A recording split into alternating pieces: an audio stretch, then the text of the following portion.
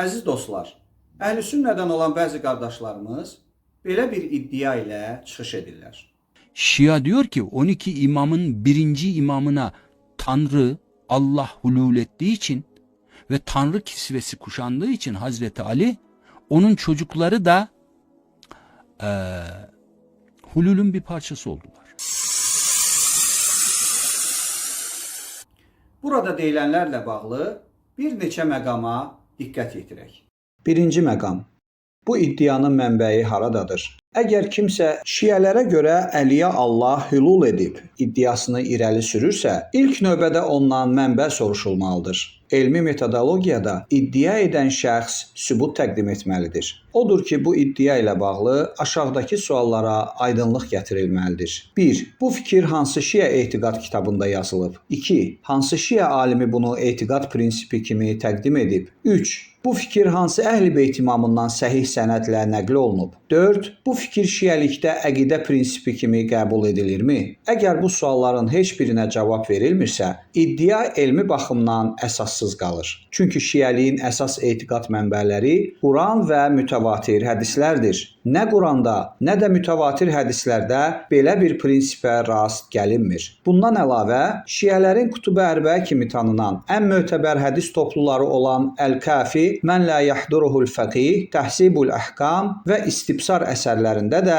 belə bir söz deyilmir. Şiələrin ilkin etiqad əsərləri kimi qəbul edilən Şeyx Səduqun Əl-İtiqadat, Şeyx Mufidin Təshih Əl-İtiqadat və sair kimi məşhur əsərlərində də bu iddiaya rast gəlinmir. Xülasə, heç bir şiə mənbəyində Allah Əliyə hülul edib şəklində etiqad mövcud deyil. Əksinə, belə fikirlər tarix boyuğulat, yəni həddi aşanlar adlanan qruplara aid edilmiş və şiə alimləri tərəfindən bir mənalı olaraq rədd olunmuşdur. Türkiyəli natiq və onun fikirlərini ölkəmizdə yayanlara müraciət edərək soruşuruq. Hansı bir şiə mənbəyində Allahın güya Əliyə və onun nəslindən olan imamlara hülul etdiyini oxumusunuz? Buyurun, bircə nümunə göstərin görək, belə bir iddia haradan qaynaqlanır?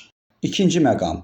Şiə mənbələrinin özündə hülul və ilahiləşdirmənin rədd edilməsi. Şiə mənbələrində imamların mövqelərini saxta iddialarla şişirdənlər və onları ilahiləşdirənlər həddi aşanlar mənasındağulat adlandırılmış və onların etiqadları kəskin şəkildə rədd edilmişdir.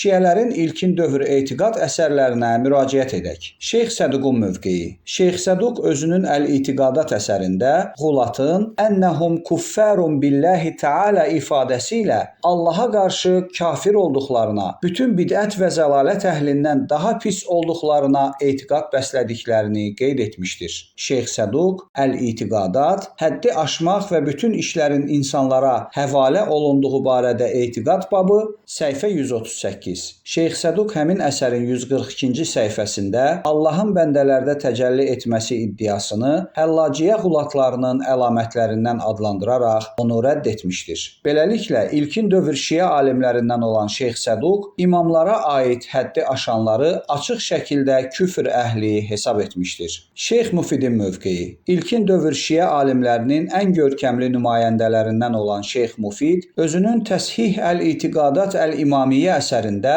imamların ilahiləşdirilməsi görüşünü qəti şəkildə rədd etmişdir. O, həddi aşma və təfviz fəslində yazır.Ğulat, zahirdə özlərini müsəlman göstərən, lakin Əmir əl-Mümininə və onun nəslindən olan imamlara üluhiyyət, tanrılıq və nübüvvət nisbət verən şəxslərdir. Onlar azğın və kafirdirlər. İmamlar da onları küfürdə ittiham etmiş və İslamdan xaric hesab etmişlər. Şeyx Mufid, Təshih Əl-İtiqadat Əl-İmamiyyə, həddi aşma və təfviz fəsli, səhifə 131. Diqqət yetirilməlidir ki, Şeyx Mufid burada sadəcə müəyyən bir ifratçı qrupun fikrini tənqid etmir. O, imamlara üluhiyyət nisbət verməyi və onları ilahiləşdirməyi açıq şəkildəğuluv, yəni həddi aşma adlandırır və bu etiqad etiqadda olanları kafir və İslamdan xaric olmuş şəxslər kimi xarakterizə edir. Beləliklə, şiəliyin bütün mötəbər mənbələri göstərir ki, imamların ilahiləşdirilməsi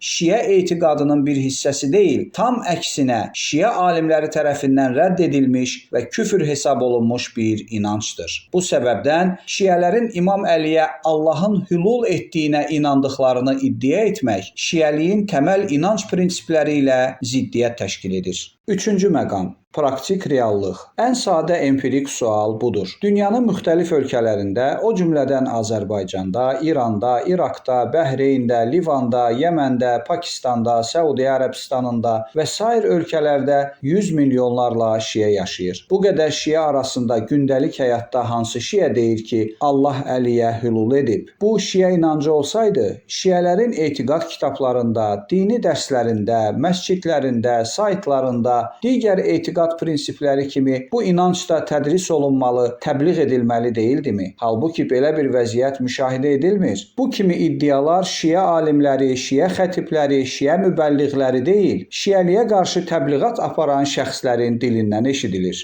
Əksinə, şiələrin məscidlərində, Hüseyniyələrində, kitablarında belə ifadələr küfr və azğınlıq hesab edilir. Bütün müsəlmanlar kimi şiə inancının da əsasını La ilahə illallah əqidə prinsipi təşkil edir və bütün dini dünya görüşü məhz bu tövhid prinsipinə əsaslanır. Şiəliyə görə tövhidi olmayan birisinin dini olmaz. Xülasə, Türkiyəli natiq tamamilə əsassız olaraq şiəliyə açıq böhtan atır. Bəlkə də onun yaşadığı cəmiyyətdə kimlərsə bu absurd iddiaya inanar. Amma milyonlarla şiənin yaşadığı ölkəmizdə Allahın Əliyə hülul etməsi inancını şiələrə nisbət vermək heç bir çərçivəyə sığmır. Bu ifratçı fikir tarixdə mövcud olmuş bəziğulat qruplarına aid edilmiş, amma həm Əhl-i Beyt imamları, həm də şiə alimləri tərəfindən bir mənalı olaraq rədd edilmişdir. Şiəlik Allah Rəsulunun ümmətə qoyduğu iki dəyərli əmanətə, Quran və Əhl-i Beytə sarılmaqdır. Quranın, Peyğəmbərin və Əhl-i Beytin buyurmadığı heç bir prinsip şiəlik tərəfindən qəbul edilə bilməz.